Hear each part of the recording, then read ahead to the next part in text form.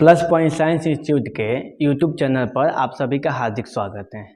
आज हम लोग नंबर सिस्टम के अगले वीडियो देखेंगे। दो वीडियो के माध्यम से हम लोग प्राकृत संख्या, पूर्ण संख्या, पूर्णांक, अभाज्य संख्या, भाज्य संख्या और सअभाज्य संख्या के बारे में विस्तृत अध्ययन कर चुके हैं। आज हम लोग अगले नंबर, जिसे हम लोग सम संख्या के नाम से जानेंगे, उसके बारे में हम लोग पढ़ेंगे।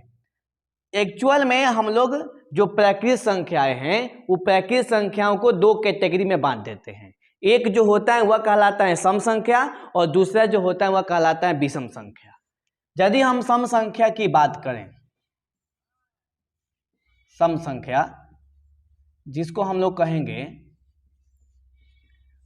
इवन नंबर्स, इवन नंबर्स,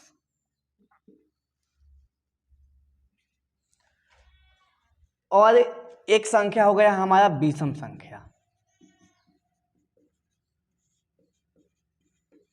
विषम संख्याएं ऑड नंबर्स।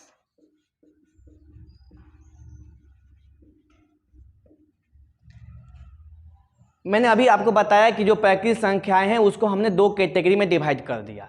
यदि प्राकृत संख्याओं की बात किया जाए तो हम लोग प्राकृत संख्या की शुरुआत करते हैं एक से। एक और एक के बाद आएगा दो, फिर 3, 4, 5, 6, 7, 8, 9। इस तरीके से हमारी संख्याएं आगे बढ़ती है। इसे हम लोग प्राकृत संख्याएं कहते हैं। प्राकृत संख्याओं के डिफिनीशन में भी हमने आपको बताया था कि वैसी संख्या जो एक से शुरू हो, कंटिन्यू हो और ये अनंत तक जाती हैं, इस संख्या को हम लोग प्राकृत संख्या के नाम से जानते हैं। अर्थात गिनती की संख्या को प्राकृत संख्या कहते हैं। Counting numbers are known as natural numbers. और इसको हम लोग, जो ये सेट बन रहा है, एक समूह बन रहा है, इस समूह को हम लोग n से दिखाते हैं, कैपिटल N। कैपिटल N कहने का मतलब है सेट ऑफ नेचुरल नंबर्स। और इस नेचुरल नंबर्स को हम लोग दो कैटेगरी में डिवाइड किए हैं, एक सम संख्या और एक विषम संख्या। यदि सम संख्या की बात किया जाए तो सम किसे कहेंगे, फिर विषम संख्या की बात किया जाए तो विषम किसे कहेंगे। तो देखिए, इन सभी प्राकृत संख्याओं में जो संख्याएं दो से पूरा विभाजित हो जाए, वैसी संख्याएं जो दो से पूर्ण रूप से विभाजित हो जाएगा, उसको हम लोग कहेंगे सम संख्या। जैसे आप देख सकते हैं, एक जो है वो दो के पहाड़ा में नहीं आएगा, अर्थात दो से विभाज्य नहीं होगा। दो विभाज्य हो जाएगा, 2 से 4 भी विभाज्य हो जाएगा, 6 भी विभाज्य हो जाएगा, 8 भी विभाज्य हो जाएगा। इसके बाद 10 जो आएगा वो भी विभाज्य हो जाएगा। इसके बाद बहुत सारी संख्याएं हैं जिसको अनंत संख्याएं कहेंगे, जो 2 से विभाज्य हो जाएगी। तो 2 से जो कटने वाली संख्याएं हैं उसको हम लोग सम संख्या कहेंगे। सीधी बात यदि किया जाए तो जो संख्याओं का जोड़ा लग सकता है उसको हम लोग सम संख्या कहेंगे। तो इसकी परिभाषा हम लोग क्या बना सकते हैं, तो इसे हम लोग बोल सकते हैं कि वैसी प्राकृत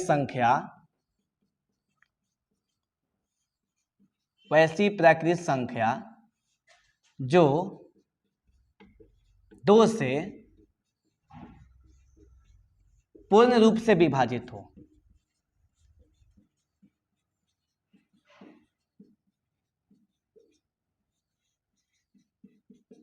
जो 2 से पूर्ण रूप से विभाजित होगा उसको हम लोग सम संख्या कहेंगे। एग्जाम्पल के तौर पे आप देख सकते हैं 2, 4, 6, 8, 10, 12 ... इसके आगे भी अनंत संख्याएं, सम संख्याएं भी अनंत हैं। इसको भी हम लोग काउंटिंग नहीं कर सकते हैं पूरा कि कितना सम संख्याएं हैं। और यदि सभी संख्याओं का एक जनरल रूप हम बना दें कि कौन सा जनरल फॉर्म होगा सम संख्याओं का, तो हम सभी संख्या को देख सकते हैं। जैसे 2 हैं, 4 हैं, 6 हैं, 8 हैं, 10 हैं। इन संख्याओं का यदि हम लोग फॉर्म पर नजर डालते हैं तो देखते क्या होता है। जैसे 2, 2 एकम 2, 4 का मतलब हो गया 2 गुने 2 यानी 2 दूनी का 4, 6 का मतलब हो गया 2 गुने 3 यानी 2 तिहाई 6, 8 का मतलब हो गया 2 गुने 4 यानी 2 चौके 8, 10 का मतलब 2 गुने 5। इन सभी संख्याओं में हमें एक पैटर्न दिखाई देता है कि इधर वाली जो संख्याएं हैं वह बढ़ रही हैं, लेकिन इधर वाली जो संख्याएं हमको दिखाई दे रही है सब चीज में कॉमन है। जितनी भी संख्याएं आएगी, जो इवन नंबर होगी, जो सम संख्या होगी, वो सभी संख्याओं में ये चीज कॉमन होगा। तो इसको हम लोग कह देंगे 2। 2 कॉमन है तो 2 को मैंने लिख दिया। इधर वाली जो संख्याएं वेरी कर रहा है, चेंज कर रहा है, वह नेचुरल नंबर में चेंज कर रहा है। जैसे 1 के बाद आया 2, 2 के बाद आया 3, 3 के बाद आया 4, 4 के बाद आया 5। इस तरीके से ये संख्याएं आगे बढ़ेगा। जैसे हम अगला नंबर 12 लिखेंगे यदि, तो 2 गुना 6 आएगा, तो 5 के बाद 6 आ गया। यदि इसके आगे वाला नंबर हम 14 लिखेंगे तो 2 गुने 7 आएगा, यानी 6 के बाद 7 आ गया। इस प्रकार हम देखते हैं कि हर एक संख्या में एक चीज तो कॉमन है, वह जो कॉमन है वह है 2। और जो बाद वाली हमें संख्याएं दिखाई दे रही है फैक्टर के फॉर्म में, यह हमारा नेचुरल नंबर है, अर्थात प्राकृतिक संख्याएं हैं।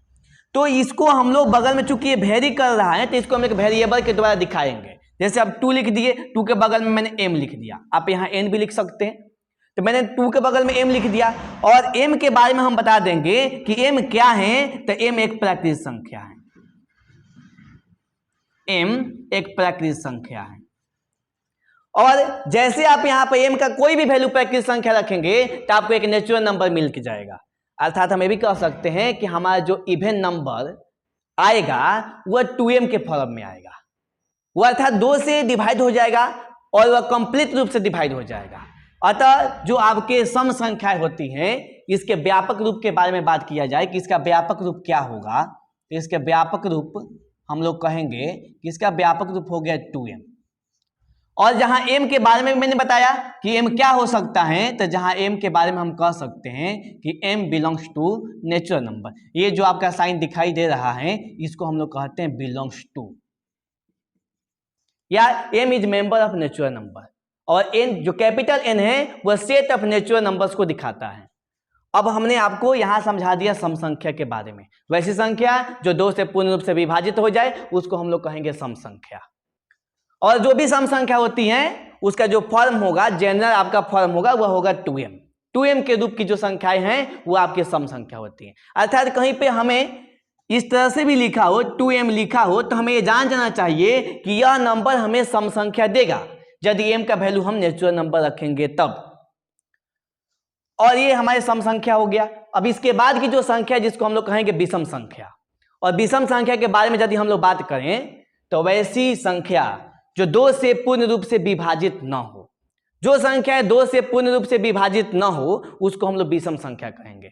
अर्थात हम ये भी कह सकते हैं कि 2 से जब विभाजित किया जाएगा तो हर एक स्थिति में शेषफल 1 बचेगा। जब शेषफल 1 बचता है तो उस संख्या को हम लोग कहते हैं विषम संख्या। अब इसकी परिभाषा हम लोग देंगे, तो इसके परिभाषा में लिखेंगे कि वैसी प्राकृतिक संख्या जो 2 से पूर्ण रूप से विभाजित न हो, अर्थात 2 से भाग लगाने पर शेषफल 1 बच जाए, तो वैसी स्थिति में इस संख्या का नाम दिया जाएगा विषम संख्या, अर्थात ऑड नंबर्स। अब हम लोग ऑड नंबर्स के बारे में बात करेंगे।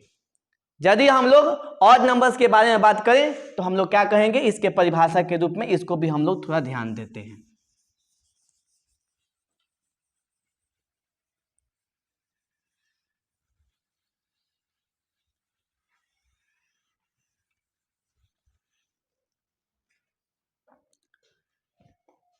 मैंने इससे पहले आपको प्राकृतिक संख्या भी लिख के दिखाया था।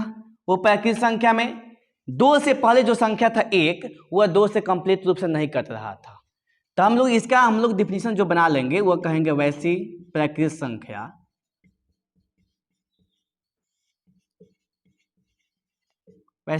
संख्या जो 2 से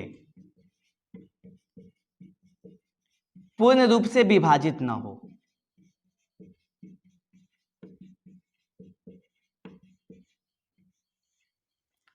पूर्ण रूप से विभाजित न हो, विषम संख्याएं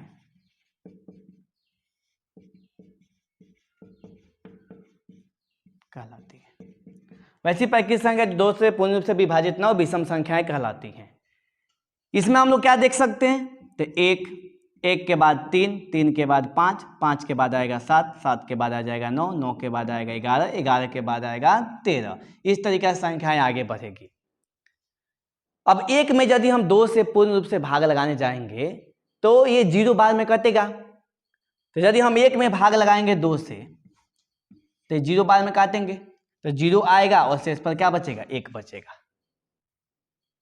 अब यहाँ पे यदि हम बात करें 3 में, तो 3 में भी डिवाइड लगाने जाएंगे तो 2 एकम 2 और शेषफल आएगा 1। अर्थात ये पूरा नहीं कट रहा है, शेषफल हर एक स्थिति में 1 बच रहा है।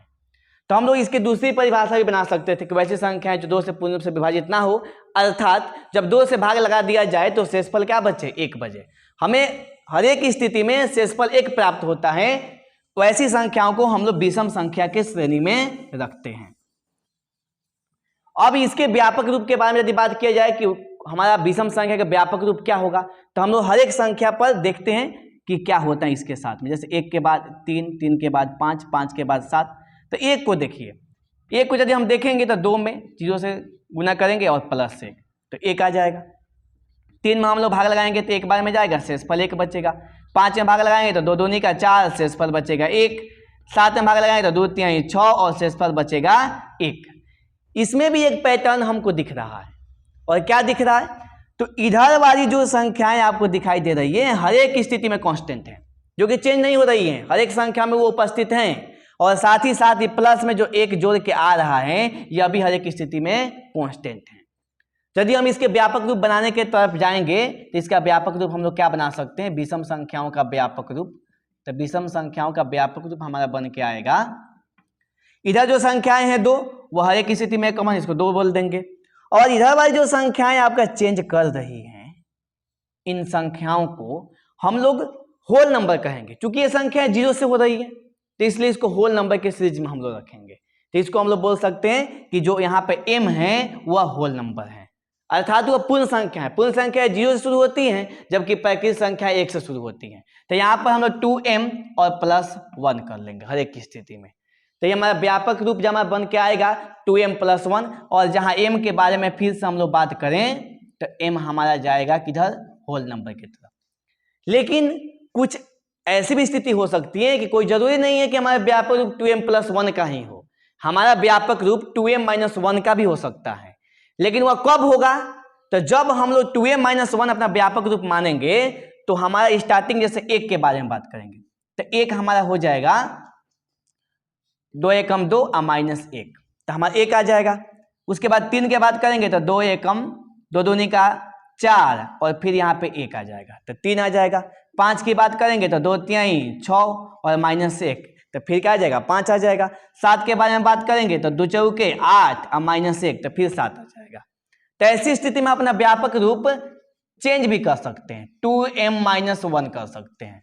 और 2m - 1 जब हम करेंगे तो हमें ये बात ध्यान रखना है कि इधर वाला ये अभी भी एक चीज वही है, 2 ही है तो 2 मैंने लिख दिया। इधर भी चीजें 1 1 है तो अभी मैंने 1 ही लिखा, लेकिन इसके आगे माइनस है। जब हमने इसको माइनस माना तो ये m वाला चेंज कर जाएगा चीज, m वाला हमारा क्या बन जाएगा, तो m हमारा प्राकृतिक संख्या बन जाएगा। चूंकि यह शुरुआत हो रहा है 1 से, 1 के बाद 2, 2 के बाद 3, 3 के बाद 4, तो यह एक नेचुरल नंबर्स है जिसको हम लोग कहेंगे 2m - 1। अतः इस वीडियो में हमने क्या देखा कि सम संख्या किसे कहेंगे, विषम संख्या किसे कहेंगे, और सम संख्या का व्यापक रूप क्या होगा और विषम संख्या का व्यापक रूप क्या होगा। हमारे विद्यार्थी ये भी बात आप समझिए कि कोई जरूरी नहीं कि सम संख्या हमेशा 2 4 6 8 10 12 लिख करके आए, कोई जरूरी नहीं कि विषम संख्या हमेशा 1 3 5 7 9 11 13 15 लिख करके आएगा। हमें यह भी लिख दिया जाए 2m और m के बारे में निर्देश दे दिया जाए कि m क्या है, तो नेचुरल नंबर्स हैं, तो इसको हम लोग को मानना पड़ेगा कि यह इवेन नंबर है। और दूसरी बात है यदि 2m + 1 या 2m - 1 लिख करके आए तो ऐसी स्थिति में इसको हम लोग ऑड नंबर लेकर के चलेंगे। जब हम लोग बहुत सारे मैथ में थ्योरम वगैरह प्रूफ करते हैं, बहुत सारे हम लोग अरिथमेटिक में बातें करते हैं, तो हम लोग इवेन नंबर को 2m के फॉर्म में लेकर चलते हैं और ऑड नंबर को 2m + 1 या 2m - 1 के फॉर्म में लेकर चलते हैं। अब हमें बात आई कि हम लोग सम संख्या और विषम संख्या को पहचानेंगे कैसे। कितनी भी बड़ी संख्या लिखी हो, यदि उसे हम लोग सम संख्या और विषम संख्या के रूप में कैटेगराइज करना हो तो वैसी स्थिति में हम लोग कुछ नियम देख सकते हैं, जो कि हम लोग बचपन से भी ये बातें जानते हैं। अभी हमने परिभाषा के आधार पर आपको बताया कि हमारा सम संख्या क्या है, विषम संख्या क्या है। यदि कितनी भी बड़ी संख्या लिखी हो, जैसे मैंने लिख दिया 5 7 3 1 4 3, अब यहाँ लिख दिया 2 1 3 0 5 2 5 1 0 0 0 0 2 9 7 3 1 5। अब यदि हम इसकी बात करें कि कौन संख्या सम है कौन संख्या विषम है, तो हम लोग केवल अपना इकाई अंक यूनिट डिजिट को देख करके हम लोग ये कंफर्म कर सकते हैं कि वह संख्या सम है अथवा विषम है। यदि इकाई का अंक 1 3 5 7 9 इकाई का अंक 1, 3, 5, 7, 9 होगा तो उसको हम लोग विषम संख्या कहेंगे। और यदि इकाई का अंक 0, 2, 4, 6, 8 रहेगा तो इसको हम लोग सम संख्या कहेंगे। इकाई का अंक 1, 3, 5, 7, 9 तो उसको हम लोग कहेंगे विषम संख्या के श्रेणी में रखेंगे। इकाई का अंक 0, 2, 4, 6, 8 रहेगा तो उसको हम लोग रखेंगे सम संख्या के श्रेणी में। आप देख सकते हैं यहाँ इकाई का अंक 3 है तो हम लोग को 2 से पूरे में भाग लगाने की आवश्यकता ही नहीं है। हम इकाई के अंक यदि आपका विषम आ गया, 3 आपका विषम है तो ये विषम संख्या है। इकाई का अंक यदि सम है तो वह क्या है, सम संख्या है। इकाई का अंक 0 तो 0 से हम लोग डिवाइड लगाएंगे 2 में, 2 से डिवाइड लगाएंगे जब इस संख्या में तो पूर्ण रूप से कट जाएगा तो इसको भी हम लोग मानेंगे सम संख्या। और इकाई का अंक 5 है जो कि विषम है, 5 2 से कंप्लीट रूप से नहीं कटेगा तो इसको हम लोग कह देंगे आपका विषम संख्या। बहुत सारी ऐसी स्थिति होती है कि 0 को हम लोग क्या कहेंगे, तो 0 के कंडीशन में हम लोग 0 को भी सम संख्या का अंतर्गत ही रखते हैं। बहुत सारा कंडीशन ऐसा जिसमें चूंकि 0 में हम लोग 2 से कंप्लीट रूप से भाग लगा सकते हैं, 0 बाद में कट जाएगा तो 0 को भी हम लोग सम संख्या के श्रेणी में रखते हैं। लेकिन बहुत सारे ऐसा कंडीशन है जहां पर हम लोग इसको इग्नोर करके चलते हैं। लेकिन जब बात आएगी कि 0 को हम लोग किस में रखेंगे तो 0 को हम लोग सम संख्या के श्रेणी में रखेंगे, 2 से डिवाइड लग जाएगा। ऐसे 0 में हम लोग किसी भी नंबर से भाग लगाएंगे तो वह पूर्ण रूप से कटेगा ही। अब यहाँ पे हमने क्या किया कि प्राकृतिक संख्या के डिवीजन मैंने आपको बता दिया कि सम संख्या और विषम संख्या। सम संख्या को कैसे पहचानेंगे, विषम संख्या को कैसे पहचानेंगे। सम संख्या को पहचानना होगा तो उसकी इकाई का अंक 0, 2, 4, 6, 8 होगा। विषम संख्या को पहचानना होगा तो उसकी इकाई का अंक होगा 1, 3, 5, 7, 9। इस प्रकार आज का ये वीडियो जो है, जो तीसरा वीडियो है, वह सम संख्या और विषम संख्या पर सीमित है। इसके आगे वाला नंबर को हम लोग अगले वीडियो के माध्यम से समझेंगे। बहुत बहुत धन्यवाद।